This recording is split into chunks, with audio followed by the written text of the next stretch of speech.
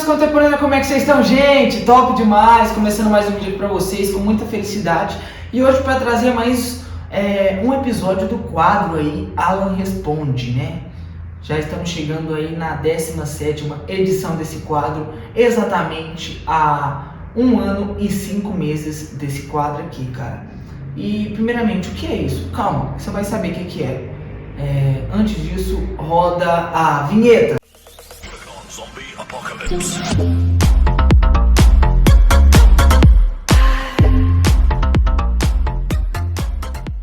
Opa, antes de iniciarmos, já vai deixando muito seu like, se inscreva-se no canal e ative o sininho para você não perder nenhum vídeo, pois sai vídeo todo sábado ao meio-dia e você não pode ficar por fora dela.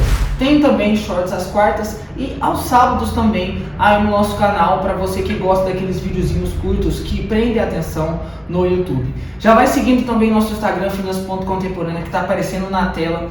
Tem conteúdo de segunda a segunda e tem também algo diferente às quintas-feiras, ok? Vamos que vamos, espero que você possa seguir a gente aí, fortalecer lá no nosso Instagram, no nosso canal e tal. Para quem não sabe, esse é um quadro que eu respondo perguntas dos nossos inscritos ou das pessoas que fazem ela através do Instagram, pessoalmente ou qualquer tipo de rede social. São perguntas frequentes que pessoas possuem dúvidas. Inclusive, se você quiser mandar sua pergunta, você pode mandar ou embaixo desse vídeo ou no nosso Instagram. Alan, eu não sou uma pessoa que é muito tecnológica, eu não gosto que comenta, sou meio tímido. Então você vai e manda sua pergunta no meu direct no Instagram e eu irei responder ela sem falar seu nome. Inclusive, nesse vídeo tem muitas perguntas que estão em anônimo. Hoje a gente tem condição de responder todas, inclusive se você quiser mandar a sua, já pode aí fortalecer na gente. Vamos dar início à 17ª edição do Alan Responde. Só lembrando que essas perguntas, a maioria são feitas pelo Instagram. Tem alguns dias antes de eu fazer o roteiro, eu vou lá, abro uma caixinha de pergunta e se você é seguidor, você também consegue mandar a sua pergunta para que apareça aqui. Do mais, pode mandar aí embaixo ou no direct. A primeira pergunta é a seguinte, foi feita anônima pelo Instagram e a pessoa falou que devo ficar feliz com a baixa dos combustíveis do atual presidente? Isso pode atingir a gente em outro lado? Vamos lá, gente, então. Essa é uma grande pergunta e, cara, por incrível que pareça, tem muita controvérsia, vai causar bastante impacto, bastante divisão de opiniões. Antes de eu comentar, saiba que esse é um canal que visa falar o meio econômico e não geopolítico, que é aquele tipo que vai focar exatamente no lado da política, seja esquerda, direita, centro ou entre outros. Então o foco aqui é na economia do país, na economia sua, no seu dinheiro. Então a pergunta vai ser respondida com esse fim. A baixa dos combustíveis no curto prazo, que é o que está acontecendo agora, é algo muito bom. Por quê? Porque a gente pode aproveitar que os preços estão baixos, pois eles nada mais que desvincularam o combustível do exterior, o preço de lá de fora, com o preço aqui no país. E fizeram com que o preço aqui se tornasse mais baixo do que já estava. Isso é algo muito bom. Alan, certeza que você está falando? Porém, entretanto, todavia, tem o seu pós. Alan, o que é esse pós? Temos que pensar o seguinte, isso já aconteceu muito tempo atrás aqui no Brasil, a desvinculação do preço com o combustível externo. Por quê? Porque a época que a Dilma dominava o país, a gente comprava caro e vendia barato aqui no país.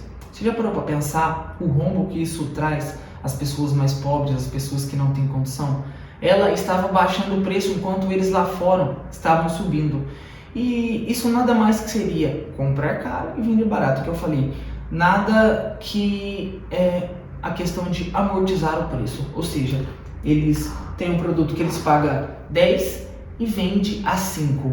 E esses outros 5 reais que ficou, Alan? Então, foi acumulando esse dinheiro entre a compra e a venda. E isso teve um grande problema no futuro.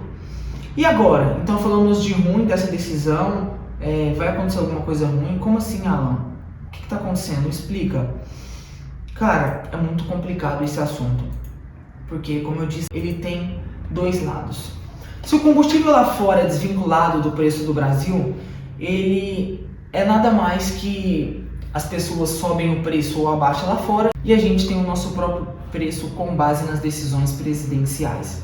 Vamos supor que o presidente Lula, que é o atual presidente do Brasil, resolve que o combustível tem que subir 50%.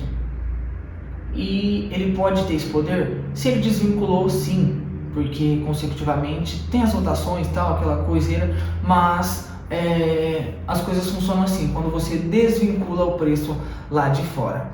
E na época da Dilma, ela vendendo muito barato e comprando muito caro, ela foi guardando essa dívida, essa diferença dessa dívida e fazendo um tipo que chamamos de dívida milionária. Um exemplo disso, como eu disse, foi as ações da Petrobras no mandato dela. As ações chegaram, por exemplo, de um valor que tinha-se a 30, 25 reais e caíram para 4 reais. Investidores, especuladores, entre outros, chutaram até que Petrobras ia quebrar, não ia sustentar esse tanto de dívida, uma dívida bilionária aí, e acharam que a empresa ia quebrar. Graças a Deus não quebrou e hoje em dia está aí se tornando uma das empresas maiores. Alan, qual que é a sua opinião, resumindo tudo? Enfim, o que nós estamos passando hoje em dia no Brasil é muito complicado, mas teremos que torcer para o combustível não aumentar lá fora, porque para o Lula desvincular e tomar essa decisão de abaixar, mesmo se ele não tivesse desvinculado e tomasse a decisão de abaixar, ele estaria certo, porque os preços lá fora estão mais baixos que no Brasil antes dessa decisão.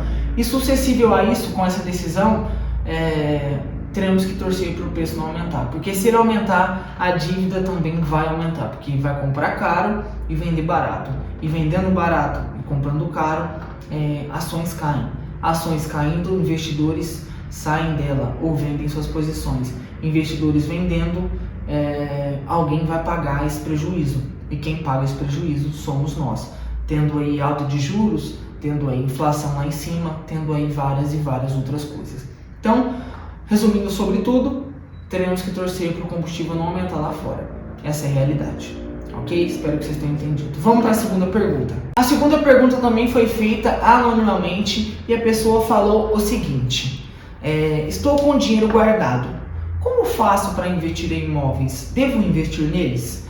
Primeiramente, um abraço para você que mandou essa pergunta, tanto você também que mandou a pergunta passada. É um prazer responder ela aqui no Insta. E, cara, para você que mandou essa pergunta, hoje em dia existem várias formas de você investir em imóveis. Ou, melhor, especificamente, reforço ainda, você deve sim investir em imóveis, ao meu ver. Existem muitos investidores que não gostam desse tipo de investimento por conta da demora da rentabilidade e do custo alto. Hoje em dia, para vocês tem base, e aí uma casa vale, sei lá, 150, 200 mil, 250 mil e assim subindo. Então, muitos investidores não gostam porque você tem que ter um alto patrimônio para que você possa investir nesse tipo de ativo. Eu, especulamente, tirando a diferença disso aí, eu curto muito. Eu acho que você tem que investir sim em terras, em imóveis, porque Deus não fará mais deles. Então, quem tem, aproveita e deixa seus preços subirem. E quem não tem, vai ficar aí na vontade. Hoje em dia, possui algumas formas de você investir em imóveis. Como um exemplo, os fundos imobiliários. São nada mais que um monte de investidores alocando os seus patrimônios juntos e comprando um tipo de imóvel físico ou papéis de imóveis, entre outros. Eles vão, por exemplo, comprar um prédio, alugam esse prédio e o dinheiro que tem de aluguel é distribuído entre os acionistas. Resumidamente, isso é um tipo de fundo imobiliário. Tudo você faz pela Bolsa de Valores ou pela sua corretora. É um título que é bastante bom e que não necessita de um custo e de um valor muito alto. Então, se você gosta de aplicar seu dinheiro e não quer correr tanto risco como um imóvel físico, que você pode correr o risco do seu inquilino não pagar ou você ficar sem inquilino durante um tempo e tendo os custos daquele imóvel, hoje em dia existem os fundos imobiliários. Mas para quem tem um portfólio legal e gosta de investir em coisas físicas, tem também casas de aluguéis, entre outras coisas.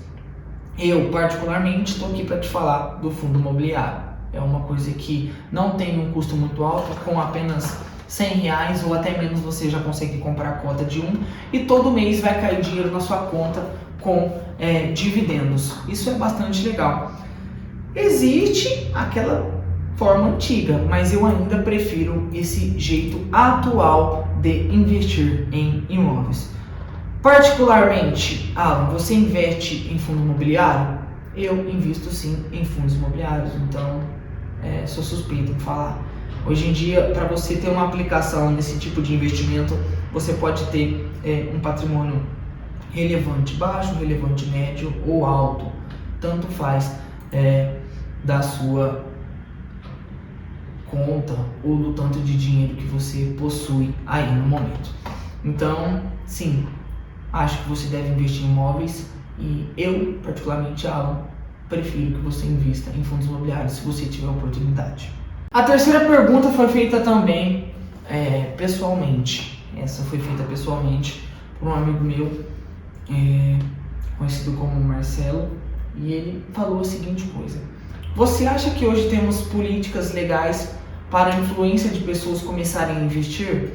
Cara, essa é uma pergunta muito boa. Um abraço aí, tamo junto.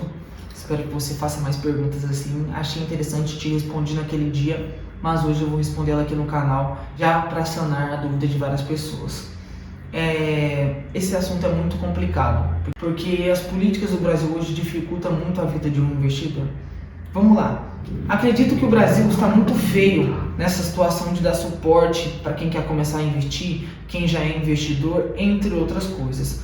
Um exemplo disso é que cada vez que as coisas e os dias vão passando, eles aumentam mais os juros, se tem mais imposto de renda. Hoje em dia só é isento quem ganha abaixo de R$2.500 e poucos, então já é uma coisa que vai dificultar mais. Tem também a taxa de juros que está lá em cima e assim outras coisas. Hoje em dia a gente não está com uma inflação tão alta, mas já teve o pior, e para investidores que estavam tentando, naquela época teve uma dificuldade imensa, inclusive várias e várias outras coisas.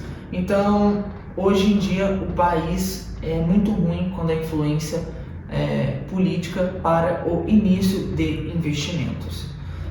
Na minha verdadeira opinião, é que as autoridades deveriam sim mexer nas questões dessa política, porque eles acham que o Brasil hoje em dia é uma máquina de arrecadação. Não estão errados. No entanto, as pessoas só querem arrecadar mais e mais e mais e não pensam em gastar menos. O que eles, tentando arrecadar mais, eles cobram mais juros sobre as outras coisas, como por exemplo o último decreto que o presidente Lula instituiu no país. A partir daquele dia, 1º de maio, se eu não me engano, foi instituído que todos os investidores que queriam ou tivessem um portfólio investido estrangeiramente iriam pagar imposto por aquilo. Isso desmotiva bastante investidores. Pessoas que estão tentando começar, pessoas que estão tentando diversificar seu portfólio lá fora, para se no caso acontecer alguma merda aqui no Brasil, vão sofrer com isso. E consecutivamente trará uma má ideia do que realmente estamos passando. Hoje em dia, se você investe em BDR, que é os certificados de ações estrangeiras aqui no Brasil, se você investe lá fora, se você investe ou tem qualquer tipo de remuneração lá fora, diante de algumas coisas, você é cobrado por isso. Então, o que eu ainda reforço, a gente precisa melhorar nossas políticas quanto aos investidores. Mas você está falando isso porque você é mais liberal. Não, eu estou falando isso porque é real. Os investidores grandes, eles não estão nem aí para isso. Por quê? Porque os caras grandes, eles diversificam, eles sabem mexer com dinheiro. O problema é aquele investidor que está começando, que está dando início no seu portfólio, que quer começar um negócio lá fora, que está mandando dinheiro, está investindo em algo diferente para se proteger do real. ele não tem essa condição, então ele sofre com esses altos juros, ok? Espero que mais pra frente a gente tenha políticas melhores. Acredito que não vai mudar, assim, com a minha opinião pessoal, mas eu ainda tenho um pouco de esperança, ok? Muito obrigado se você assistiu esse vídeo, valeu, falou e fui. Até o próximo vídeo.